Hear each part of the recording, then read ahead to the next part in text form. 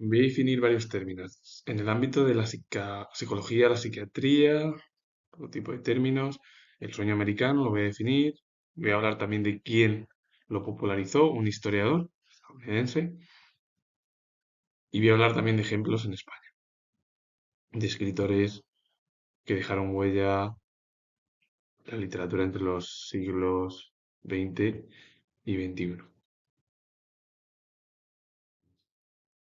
El tropismo es el movimiento o crecimiento de un organismo, principalmente plantas, en respuesta a un estímulo externo como la luz, la gravedad o el agua. Es una respuesta direccional si el crecimiento se dirige hacia el estímulo, es tropismo positivo. Y si es en dirección contraria, es tropismo negativo. Lo voy a definir también. Un ejemplo común es el fototropismo, donde las plantas crecen hacia la luz, que sería el positivo, pero dependiendo del tropismo es el crecimiento de los organismos. Normalmente lo que se refiere más a las plantas. Y es en respuesta a un estímulo externo como la luz, la gravedad o el agua, y que eso va dependiendo. Si el crecimiento es hacia arriba es positivo, si es hacia abajo es negativo. El fototropismo, respuesta a la luz, donde las plantas crecen hacia arriba, que sería el ámbito positivo, las partes aéreas como los tallos y las hojas crecen hacia la fuente de luz para hacer la fotosíntesis. Pero si es al revés, las raíces se alejan de la luz, dependiendo. Hay plantas que están enterradas, por ejemplo, podría poner el ejemplo de los tubérculos o las raíces como zanahoria y bueno, y alguna otra más que bueno, también es una raíz y otro tipo de raíces o plantas que suben hacia arriba, por ejemplo, sería la lechuga, las matas, por ejemplo, también de los tomates o cualquier otro tipo de verdura o fruta en el, hacia la luz, para realizar la fotosíntesis.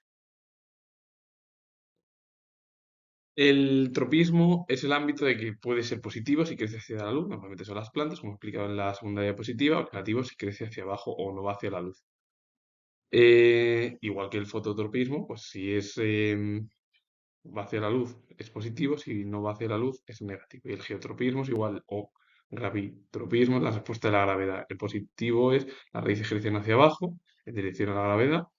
El negativo, las raíces o los propios tallos crecen hacia arriba, en contra de la gravedad. Dependiendo de dónde vaya, pues o crecen para arriba o para abajo. Si van en la misma dirección que la gravedad, el positivo, crecen hacia abajo. Si van al contrario, crecen hacia arriba. El hidrotropismo, respuesta al agua. El positivo, las raíces crecen en dirección al agua. El negativo, los tallos crecen en dirección opuesta al agua. Hidrotropismo es todo ello, es decir, la respuesta al agua como la respuesta a la gravedad, que el positivo normalmente va a la dirección del agua, el negativo va todo lo contrario al agua. Sería lo opuesto. El tigmotropismo, respuesta al contacto físico, es el movimiento de crecimiento de enredaderas o raíces que se enrollan alrededor de un soporte al entrar en contacto con él, que podría considerarse pues, las uvas. David no, sino la parra, la que está arriba. Eso va el crecimiento, se van enredando las propias parras y van pues, sacando el fruto. El quimotropismo es respuesta a sustancias químicas. Las raíces, por ejemplo, pueden crecer hacia una mayor concentración de nutrientes, dependiendo, o no. Pero normalmente es algo respuesta a sustancias químicas. El quimotropismo es de quimio. El tropismo viral también se utiliza para describir la especialidad de un virus, para infectar un tipo particular de célula o tejido. El objetivo es eso, de infectar cualquier célula o tejido para ver la gravedad que tiene ese virus. El término química proviene de alquimia, que proviene del árabe, o deriva del árabe, que luego a su vez derivó o deriva del griego medieval, quemia o quimia, y posiblemente el término egipcio, queme, que significa tierra negra, refiriéndose a Egipto, la tierra negra del Nilo, lugar de origen de las artes protocientíficas, o del griego quimos, jugo de planta. Significado: al final el arte de extraer jugos, asociados a prácticas antiguas como la metalurgia, la medicina y filosofía, evolucionando hacia la ciencia moderna que se conoció en el Renacimiento. La palabra metalurgia viene del griego antiguo combinando metallón, que significa metal o mina de metal, y ergon, que es trabajo. Su significado, describiendo así el arte y la ciencia de trabajar los metales, desde su extracción en la mina hasta su transformación en productos útiles, entre ellos pues, el hierro, el bronce. La palabra quimioterapia viene del alemán chemoterapia, que combina el prefijo científico chemo, que es del griego chemeia, que es quimia, y terapia, que es del griego que es terapia, de terapia, curación o tratamiento. Y significado, literalmente, de quimioterapia sería el tratamiento con sustancias químicas. Generalmente se refería al tratamiento de cualquier enfermedad con químicos, pero que hoy en día se utilizan una serie de fármacos para combatir enfermedades, entre ellas el cáncer.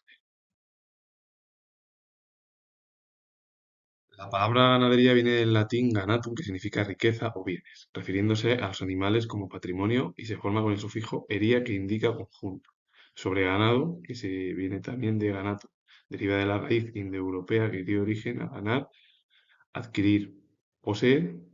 Entonces, ganadería se refiere al conjunto de animales, ganado, que se crían para obtener esa riqueza o beneficio, conectando con la actividad, con la adquisición de bienes. Ganadería es la obtención de bienes, y que con los bienes que se tenían antiguamente se vendían y con ellos se tenían los ganaderos ingresos. La palabra agricultura deriva del latín, igual que ganadería, que significa o combina dos. Alger, que es campo, y cultura, cultivo, entonces significa literalmente el arte de cultivar la tierra o la labranza del campo. Una práctica fundamental para la producción de alimentos y el desarrollo de civilizaciones. El objetivo, la palabra agricultura es, literalmente o etimológicamente, se podría significar, es cultivar la tierra o la labranza del campo, para obtener alimentos y que se desarrollen las sociedades o civilizaciones. La palabra terapia viene del griego antiguo terapeia, que significa servicio, cuidado, atención y curación, y deriva del verbo terapeuin, y quiere decir servir, cuidar o tratar médicamente. Originalmente el término estaba relacionado con el servicio a un guerrero, que se consideraba un escudero, de ahí terapón, pero evolucionó refiriéndose al cuidado y tratamiento de enfermedades mentales y físicas. El objetivo de la palabra terapia es cuidar, porque antiguamente eran los guerreros los que eran los escuderos de los estados, que cuidaban al estado. A partir de ahí eso derivó y ya terapia se refiere a cuidado de enfermedades ya sea físicas o mentales de cada persona. La hidroterapia es el cuidado del agua, la psicoterapia es el cuidado del alma. La palabra medicina viene del latín medicina, que deriva del verbo medere, que es curar, cuidar, y se relaciona con la raíz indoeuropea med, que significa medir, reflexionar o tomar medidas. Por lo tanto, etimológicamente, medicina se refiere al arte o ciencia de curar o cuidar, implicando la acción de pensar y aplicar soluciones para la salud. Entre ellos, pues sería como remedio, que es remedium, que es volver a medir o curar, y meditar, pensar, es decir, volver a llevar a cabo pues la palabra medicina sería llevar a cabo una especie de estudio con el objetivo de qué es lo que tiene que hacer el doctor o el propio especialista. Cuidar, curar la mano, pues si hay que cortar o hay que hacer algo, pues él lo realiza. El sueño americano es la creencia cultural de que cualquier persona en Estados Unidos, sin importar su origen, puede alcanzar el éxito y la prosperidad a través del trabajo duro, la determinación y la iniciativa. Se traduce en la aspiración a una vida próspera que incluye una casa, una educación para sus hijos, un tratamiento estable y seguridad financiera. Sin embargo, existe un debate sobre si este sueño es siendo alcanzable, con encuestas que muestran un creciente pesimismo entre muchos estadounidenses con el objetivo de decir, tú vas a Estados Unidos, o sea, cual sea tu origen, humilde, no tan humilde, de otros lados de Europa o de otras zonas del mundo, y tú ahí aspiras a llevar a cabo una base económica. Pero el problema es que hoy en día muchos hacen la cuestión de que si esa vida en realidad es la perfecta. Muchos lo intentan y luego pues, lleva a cabo un pesimismo por parte de los jóvenes y de la sociedad más moderna. La palabra escudería viene del término medieval escudero, el asistente de un caballo que le llevaba las lanzas y escuderos, y se refiere al escudero, al conjunto de ayudas, evolucionando luego ya en el automovilismo para nombrar el equipo de carreras, entre ellos el coche, pilotos y mecánicos, de un mismo bando, similar a la antigua función de protección y apoyo. ¿Pero qué es lo que lleva a cabo un escudero? Pues la ayuda a su principal piloto, con el objetivo de la escudería es pues, estar en el mismo lado, y lo que llevaban eran lanzas y escudos para protegerse de las guerras del momento. La Sociedad Americana de Psicología, o en inglés es la American Psychology Association, que es la APA.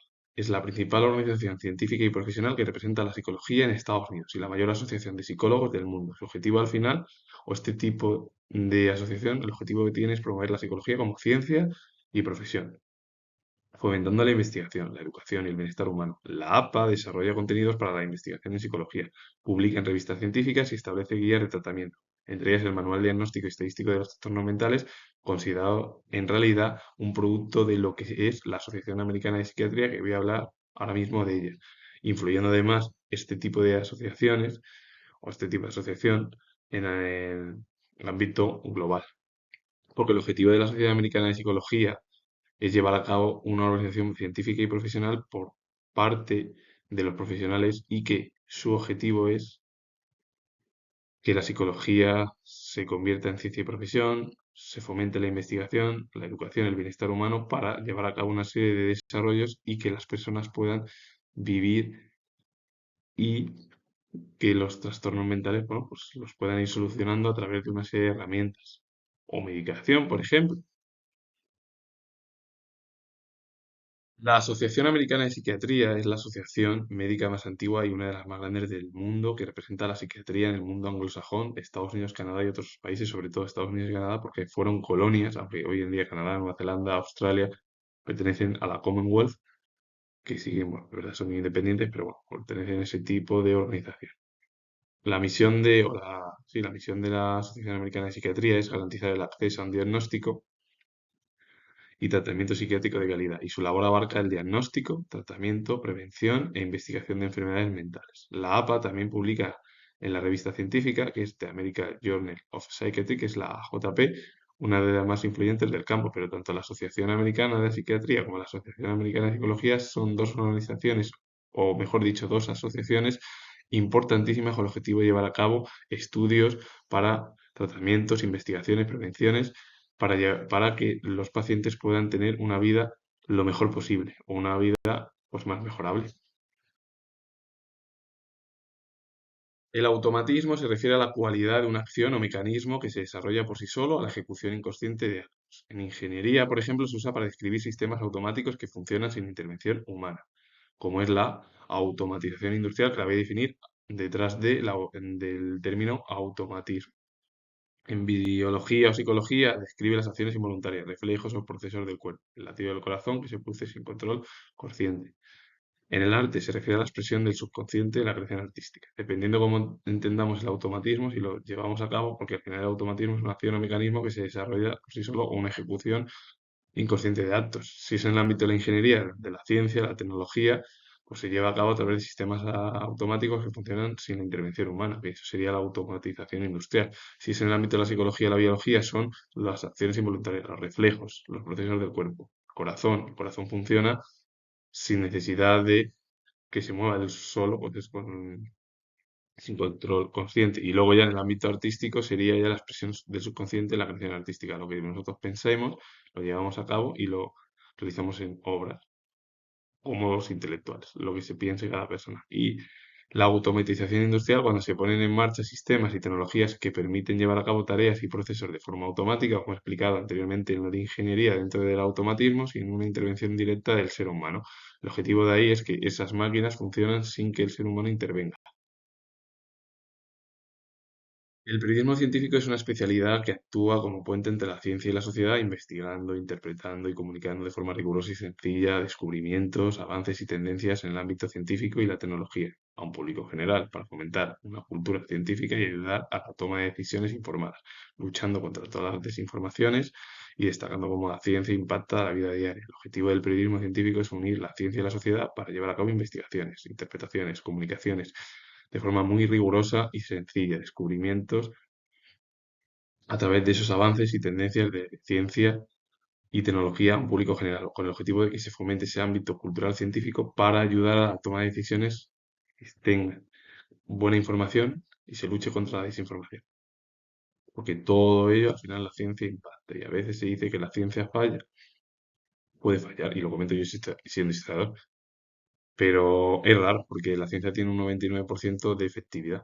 Hay otras cosas que no tienen tanta efectividad y se creen que son mejores. Pero así es la manera de entender cada uno nuestra forma de entender, por ejemplo, las creencias o no las creencias. O cada uno tiene su propia opinión en el ámbito de la ciencia. La demagogia, degeneración de la democracia, consistente en que los políticos, mediante concesiones y halagos a los sentimientos elementales de los ciudadanos, tratan de conseguir o mantener el poder. El objetivo de decir, yo veo que hay crispación en la sociedad, pues si la gente está crispada, los jóvenes no pueden acceder a ciertas cosas, vivienda, trabajos asequibles, pues yo me convierto en el salvador y lleva a cabo luego a posturas extremistas.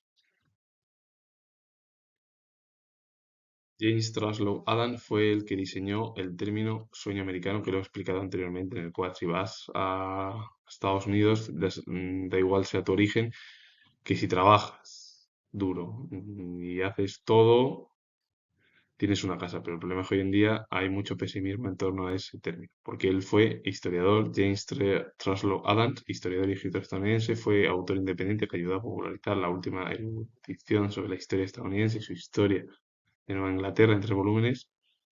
Ha sido muy apreciada por los académicos. Una de las obras es The Epic of America de 1961, que habla de lo que he dicho yo del término del sueño americano. Michael Newton fue psicólogo estadounidense. Una de sus obras es La vida entre vidas de 2004, importantísimo en la psicología del siglo pasado y actual, por parte de Michael Newton.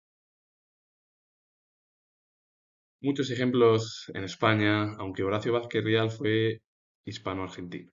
Primero, Jesús Pavón fue historiador, periodista y político español. Fue catedrático de Historia Contemporánea de la Universidad Complutense de Madrid y director de la Real Academia de la Historia. Tuvo dos cargos, aparte de que fue luego docente también, y estuvo como director de la Real Academia de la Historia. José Joaquín Puig de la Bellacasa fue jurista, diplomático y embajador español. Obtuvo el título de Caballero de la Orden de Calatrava. Horacio Vázquez Rial, como he dicho, fue hispano-argentino, nació en España, fue escritor, historiador, traductor y periodista hispano-argentino. Y Alfonso Usía fue escritor, periodista y columnista español, bueno, muy conocido el hombre porque ha estado en algunos, bueno, en varios periódicos españoles. Y aparte, Alfonso Usía fue el sobrino del general Milán del Bosch, aquel que llevó a cabo la intentona golpista junto con Alfonso Armada y Antonio Tejero, que es el periodo del 23F. El término neolítico proviene del griego neo, que es neo significa nuevo, y litos es piedra, y se refiere a la nueva piedra o piedra nueva, como quiera decirse. En realidad, el neolítico etimológicamente o un significado literal es el último periodo de la edad de piedra, caracterizado por la aparición de herramientas de piedra pulida, en contraste con aquellas herramientas de piedra tallada que se produjeron o se realizaron en el Paleolítico por parte de nuestros antepasados homínidos, así como por el desarrollo de la agricultura y la ganadería. Y que luego también lo he definido esos términos en una de las diapositivas anteriores.